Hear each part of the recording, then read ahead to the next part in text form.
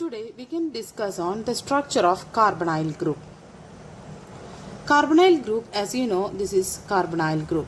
That means C double bond O group, it is said to be the carbonyl group. Here you can see that 1 sigma, 1 sigma, 1 sigma and this is pi. So 3 sigma and 1 pi bond it's there in this carbonyl group. Then when double bond it's there, we studied already, it is having sp2 hybridization. So when such an sp2 hybridization, if it's there, how the way the sp2 hybridization it is forming? That it is getting from this carbon. Atomic number 6, this is 1s2, 2s2 and 2p2 is the electronic configuration. Valence shell configuration it is 4. So 2s and 2p. One of this orbital, this electron that is shifting to here. So what happens? Here the structure in the excited state, the carbon, it will be like this. Then this S and 2p it is getting hybridized and it forms 3 sp2 hybrid orbital, because 1, 2, 3 orbitals they are joining. So that's why it is said to be 3 sp2 hybrid orbital it is forming, and carbon it is having one unhybridized pz orbital also there. That means this one it is not involved in that hybridization. So here 3 sp2 and also 1 pz orbital it is here. Then when you check in the case of oxygen you can see that 2 set of lone pairs of electrons it's there. How the oxygen it is having 2 set of lone pairs of electrons in the case of this carbonyl compound structure?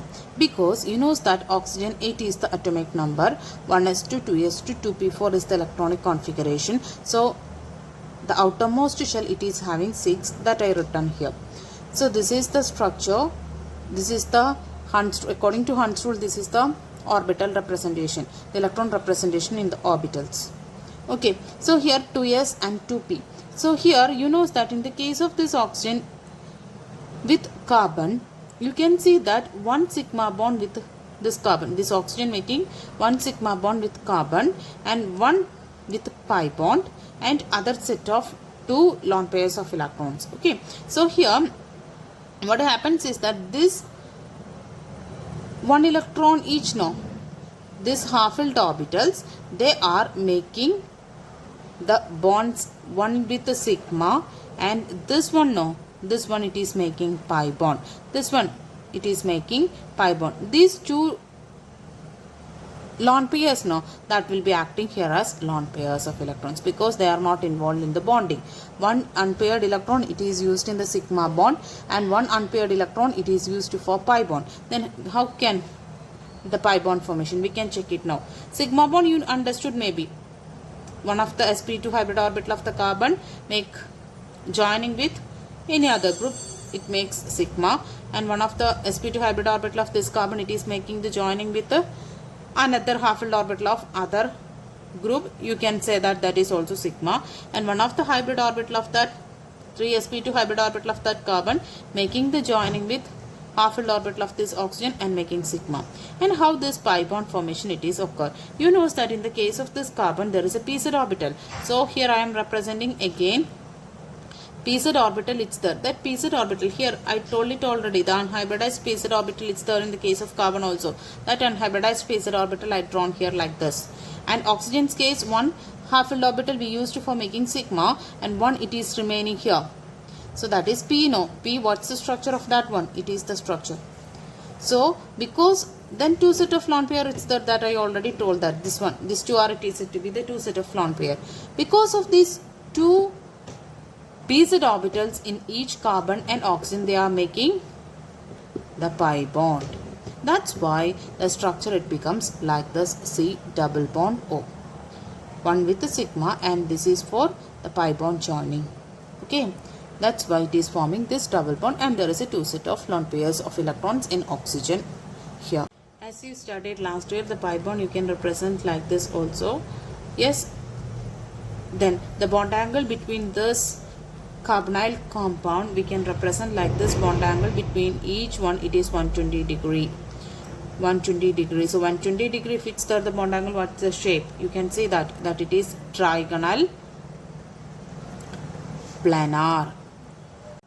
Now we can discuss the carbon oxygen double bond, their polarity. It is said to have the carbon oxygen double bond. It is getting polarized because this oxygen, you know that it is most electronegative one. So they are having a tendency to attract the electrons towards itself. When it happens like that, what is the charges? You can see that because of electronegativity of oxygen related to carbon, the carbonyl carbon, it is having the positive charge, and oxygen, it is having the negative charge. So this carbonyl carbon, it is said to be electrophilic. Electrophilic means, you know that the positively charged one, we are calling the name is electrophilic, and oxygen, it is said to be nucleophilic because of negative charge formation. This indicates that the charges it is developed because we can say that it is said to be a polar one. Polar one. Polarity means charge development, charge separation. Yes, electrophilic. This carbonyl carbon, it is said to have electrophilic, and one more way we can represent this is act as a Lewis acid. In this O- portion, it is act as a Lewis base. So this O- portion, it is Lewis base center, and this carbon positive center, it is said to be the Lewis acid center. And you know that because the polarity, when it is developed here, you know that dipole moment, it is used for the measurement for the polarity. So surely you can see that there is a dipole moment will be where if anywhere the polarity difference is there, surely there is a dipole moment also. So when you check the dipole moment from that values, we can understand that this carbonyl compound, it is more polar compared to that of ethers.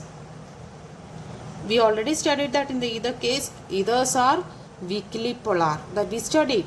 Then they are also having dipole moment, that also we discussed. But here when you compare with this carbonyl compound and ether, you can see that this is more polar compared to that of the ether.